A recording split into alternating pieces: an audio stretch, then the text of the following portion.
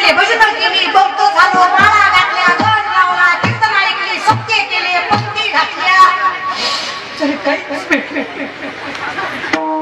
तुमचं कसं झालं माहितीये एक माणूस एका महाराजाकडे गेला म्हणला वर्षातली तू पाहिजे खरं तर हाच विनोद आहे पण नव्हते महाराज म्हणले हरकत नाही नारळ घे तुला वर्षात होईल हा वर्षानं महागारी आला मला भांडता येतो वर्ष झालं लेकरू नये महाराज म्हणला नारळ दुसरा घे पण माणसात बोंबलू नको झालो नाही दुसरा घेतो गो बस दुसरा दिला हा 2 वर्षाने आला मला पक्का अंडा द्यायला दोनदा नारळ घेतला एकदा लेकरू नये महाराज म्हणले माझा नारळ आजपर्यंत फसला नाही तुझ्या बाबतीत दोनदा फसला तुझंच काहीतरी चुकते अचानक महाराजाला आठवलं महाराज म्हणले खरे जेवढी माणसं माझ्याकडे लेकरू मागायला आली सगळी बायको घेऊन आली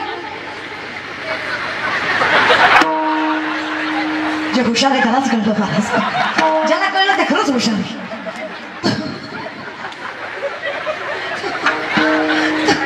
तू दोनदा एकटाच आला तुझी बायको कुठे ते म्हणून लग्न नाही झालं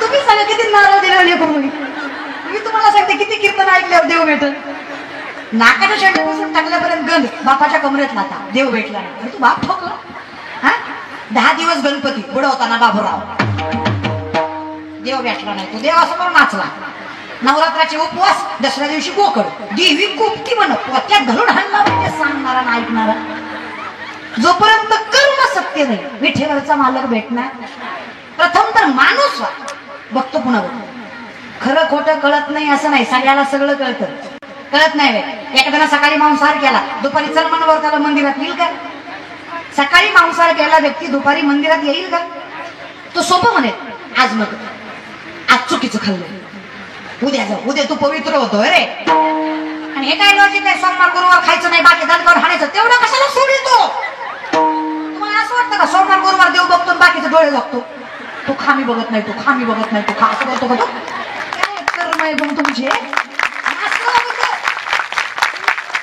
खावा करताय काय करणार माझ्या मनाची माळ आहे मनाची कसली असते आजकाल एक ट्रेंड झालाय त्यांना म्हणलं की नाही महाराज ताई मी खात नाही मी पीत नाही पण माळ घालत नाही आता दिखावा आवडत नाही आपली मनाची माळ आहे मनाची घाल ना बाबा मी त्याचा चाकर आहे हे सांगायला लाजायचं तो मालक आहे आम्ही विश्वासाने सांगतो आम्ही माळ घातली म्हणजे मंगळसूत्र आहे तो मालक आहे आमचा आम्ही चाकर आहे विश्वासाने सांगितलं ना विनंती असले विनंती त्यामुळे कर्म सत्य ठेवा अटल बिहारी वाजपेयींची एक सुंदर कविता त्याच्यामध्ये दृष्टांत जंगलाला आग लागलेली असते हाती सेल घोडे लागले सगळे पळून जातात छोटीशी चिमणी चोचीमध्ये पाणी घेऊन जंगलाची आग विझवायला निघते विझेल का लोक हसतात अक्कल का म्हणतात तुला एवढं सजव तुझा तुझ्या चोचीतल्या पाण्याला जंगलाची आग विझणार आहे चिमणी म्हणली दादा खरं आहे तुझं माझ्या चोचीतल्या पाण्याला जंगलाची आग विझणार नाही पण ज्या दिवशी जंगलाचा इतिहास लिहिला जाईल माझं नाव आग लावणाऱ्यात नाही आग विझवणाऱ्यात असेल सगळ्यात जास्त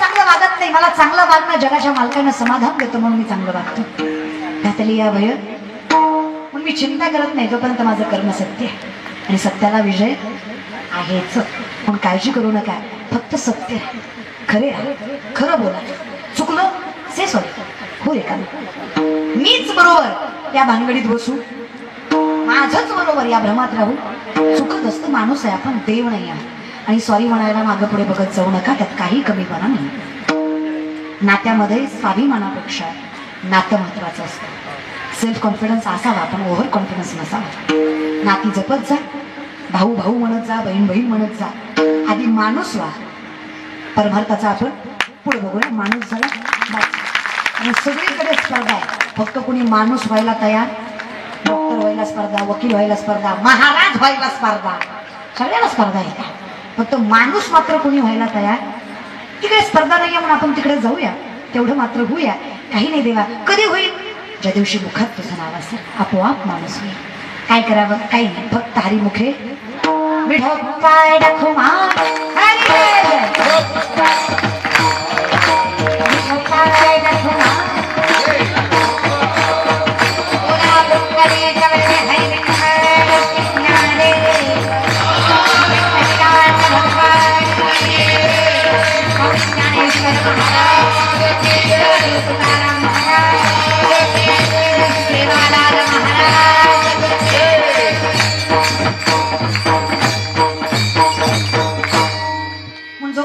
खरं बोलतो, सत्य वागतो, तोपर्यंत मला कोणाची भीती वाटत.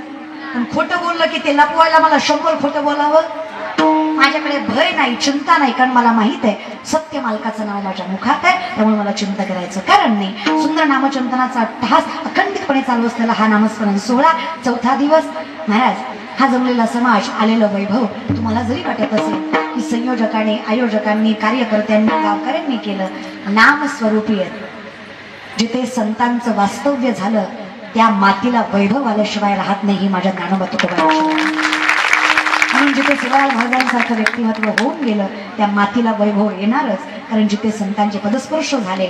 महाराज वर्णन आहे, महाराज करतात, संत चरण लागता सहज वासनेची बीज जळोनी. अखंडितपणे सगळं काही नाही वाईट होतं आणि तिथे चांगलंच घडतं जिथे संतांचे पदस्पर्श लागले. पण हे वैभव तुम्हा कोणामुळेच नसून हे वैभव संत सेवालाल महाराजांच्या पदस्पर्शामुळे आहे. अखंडितपणे लक्षात ठेवा, ते भान ठेवूनच काम करत राहा. हा सुंदर नामचिंतनाचा अट्टहास. देवीदास महाराज माफ करा, देवीदास महाराजांच्या पदस्पर्शाने पावन झालेली भूमी आहे, त्या समुद्री सोहळ्यानिमित्त हा संकीर्तन सोहळा आहे. पण जे काही वैभव, जे काही एवढं सामर्थ्य आहे, नजर पडावी तिथपर्यंत समाज आहे, अन्नदान आहे, अन्नदान आहे ना, अगदी सामर्थ्यानं तुम्ही सगळी मंडळी सगळं करताय आणि ही सुरुवात. फक्त लक्षात ठेवा, जर त्या देवीदास महाराजांच्या कृपेनं ही सुरुवात असेल तर याचं यश काय असेल, याचं भान. सुरुवात जर एवढी वैभवशाली असेल तर याचं सामर्थ्य काय असेल. आणि म्हणूनच आज देवीदास महाराजांच्या समाधी सोहळ्यानिमित्त थाटलेला हा नामचिंतनाचा गोड अट्टहास, एवढा सुंदर सोहळा, सुंदर उपस्थिती, टाळकरी. ही लेकरं पुढे जाऊन पैसे कमावतील, वैभव मिळवतील, याच्यापेक्षा धर्म आणि मायबाप जातील हा विश्वास आम्ही व्यासपीठावर देऊ शकतो. प्रत्येक वयातलं लेकरू इथं उभा आहे, प्रत्येक वयातला माणूस इथं उभा आहे. विनयकरी दादा, सुद्धा दादा, सगळ्यांचे मनस्वी आभार. गोड गायनाचार्य हरिभक्त परायण, हरिभक्त परायण नकुल महाराज, हरिभक्त परायण उमेश महाराज, हरिभक्त परायण बंडू महाराज. एवढे वेळेस माफ करा, पुढच्या वेळेस बंडू महाराज, नकुल महाराज, उमेश महाराज, अगदी साष्टांग दंडवत तुमच्या चरणावर या लेखीचा. वारकरी संप्रदायाची तुला सांभाळायचं सामर्थ्य मनगटात मिळणं त्याला फार मोठं भाग्य लागतं. तुमच्या त्या पुण्याईला साष्टांग दंडवत आहे माझा. सगळ्यांच्या मनस्वी आभार. अगदी गोड उत्कृष्ट मृदंग. विनंती आहे, हे दोघं चौघं उठायची घाई करतायत, तुम्ही उठायची घाई करू नका. देवानं उठवायची गेल्यावर तुम्हाला सोसायचं नाही. आम्ही माणसं बघा 550-600 किलोमीटर तुमच्या गावाला येतो आणि जी माणसं 8 दिवस तुमच्या घरात सेवा करतायत त्यांचं कौतुक करताना तुम्ही जर उठत असाल तर काय संस्काराची परतफेड आहे सांगा ना. ही माणसं तुमच्याकडे जीव घाण टाकून कामं करतात, वैभव निर्माण करतात तुमच्या सत्याला. हे जे काही वैभव आहे ना व्यासपीठाचं, हे कीर्तनकारामुळे नसतं, हे या गुणवंत मंडळीमुळे असतं. हे आयुष्यभर लक्षात ठेवा. कीर्तन कसं असू द्या, जेव्हा साथ करणारी मंडळी संप्रदायाची निष्ठावंत असते आणि तेवढी ताकद त्यांच्या तपश्चर्यामध्ये असतं, तेव्हा तो कीर्तनकार आपोआप गोड कीर्तन करतो. अगदी सुंदर पखावत ज्यांनी वाजवला हरिभक्त परायण उमेश महाराज, दोन उमेश महाराज का, उमेश महाराज साष्टांग दंडवत. अगदी शिवनिर्मित असणारा मृदंग तांडवासारखी वाजवतात, ताकद ज्यांच्या मनगटात येते उमेश महाराज चरणावर साष्टांग दंडवत. त्याचबरोबर हरिभक्त परायण कुणाल महाराज, अगदी गोड सुंदर पखावा साष्टांग दंडवत या बहिणीचा. माझे वडील ज्यांच्यामुळे माझं अस्तित्व, कर्तृत्व, सामर्थ्य आयुष्यभर त्यांच्या ऋणात म्हणून त्यांच्यामुळे हे वैभव आहे. मी कीर्तन करते त्याला 18 वर्ष झाली. तोंडाकडे बघू नका माझ्या, 23चीच आहे मी. कीर्तन वयाच्या 5 वर्ष चालू केलं, त्यातही काही नवल नाहीये. बाप मालकरी, आजा मालकरी, पंजा मालकरी, पंजाच्या पंजाबी मालकरीच होता. पूर्वजांनी परमार्थ केला आणि फळ या पिढीला भेटलं. ही ताकद वारकरी संप्रदायात असते. तुम्ही आज 100 वेळा राम म्हणलं आणि आज मेलात, पुढं तुमचं लेकरू ज्या वेळेस राम म्हणेल त्याची गणती 101 पासून होते. 1 पासून मिटलं जात हरी उच्चारणी अनंत पाप राशी जातील लयासी क्षण मात्रे. हे सगळं वैभव माझ्या आई वडिलांमुळे आहे. त्यामुळे कायम लक्षात ठेवत जा. 2-4 वर्षाची प्रसिद्धी बघत जाऊ नका. त्याच्या पाठीमागचं यश, त्याच्या मागचं जे काही स्ट्रगल असतं तेही बघत जा, ते सामर्थ्यही बघत जा. आणि मी असं कौतुकानं सांगेन, आम्ही हे जे काही कीर्तनाचे पैसे घेतो ना, 1 रुपयाची देणगी आजपर्यंत कोणाची न घेता, हाताला पावती पुस्तकाचा कधी स्पर्श न लावता, फक्त पांडुरंग परमात्म्याने कृपा करून कीर्तनकार बनवलं आणि त्या कीर्तनाचे पैसे येतात हे माहीत आहे. आणि पहिली लोक पैसे देत नव्हती, प्रसिद्धी आल्यापासून देते, आता देते. आता म्हणतात पाहिजे तेवढं घ्या पण सेवा द्या महाराज. आणि कीर्तनाला सेवा म्हणतात. हे व्यासपीठ आहे, मंच नाही. डोक्यात ठेवत जा. माणसं म्हणतात तुमची तारीख पाहिजे होती. लय खुशाल माणसं. हा काय आमच्या गावात सप्ताह होता, तुम्हाला घुसवायचं होतं, घुसव. महाराज आहे गेला का ते तुमचं तुम्हाला आणावं लागतंय का आम्ही आणावं लागतंय? नाही गुत्त दे तुझं सोयाबीन खुरपी दे मुकदमही दे गुत्त दे गुत्त मुक्त घेते मी. डोंगराचा खेळ आहे माझा, वाचते बी आम्ही नाचते बी आम्हीच. संप्रदाय कशाला म्हणायचं माहितीये? या माणसांची माझी तीळ मात्रही ओळख नाही. त्याच्या आधी कधी सेवा वाजवली असेल, कधी योग आला असेल तेवढंच. आम्ही काय प्रॅक्टिस करून कीर्तन करत नाही. कीर्तनकार वेगळ्या गावचा, वादक वेगळ्या गावाचा, गायकाचार्य वेगळ्या गावाचे, पण वैभव एवढं व्यासपीठात असतं, माऊलींच्या कृपेत असतं की या गादीवर उभा राहिल्यावर प्रत्येक जण प्रत्येकाला सामर्थ्यानं साथ देतं आणि बघणाऱ्याला एका कुटुंबात वाटतं. कार्यक्रम नाहीये कीर्तन म्हणजे, सेवा आहे. याला कार्यक्रम समजायचा, विनोद आम्ही तुम्ही बसावं म्हणून करतो. आता कीर्तनाला विनोदाची गरज. कीर्तनकारामुळे कीर्तन कधीच मोठं होत नाही, कीर्तनामुळे कीर्तनकार मोठा होतो. लक्षात. चॅनलमुळे महाराज मोठा होत नाही, महाराजामुळेच चॅनल मोठं होतं. आयुष्यभर डोक्यात ठेवा. त्याच्यामुळं वैभव व्यासपीठाचं आहे, व्यक्तीचं, आमचं नाही, गादीचं. काय लक्षात ठेवा, ही कृपा आहे. म्हणून मी जेवढे काही कीर्तनाचं मानधन घेते, मी फक्त कीर्तनाच्या मानधनावर आज फक्त कीर्तन म्हणून 3.5 ते 4 कोटी रुपयाची शिक्षण संस्था उभी केली, ज्यामध्ये गरीबातली गरीब पोरगी शिक्षण घेते.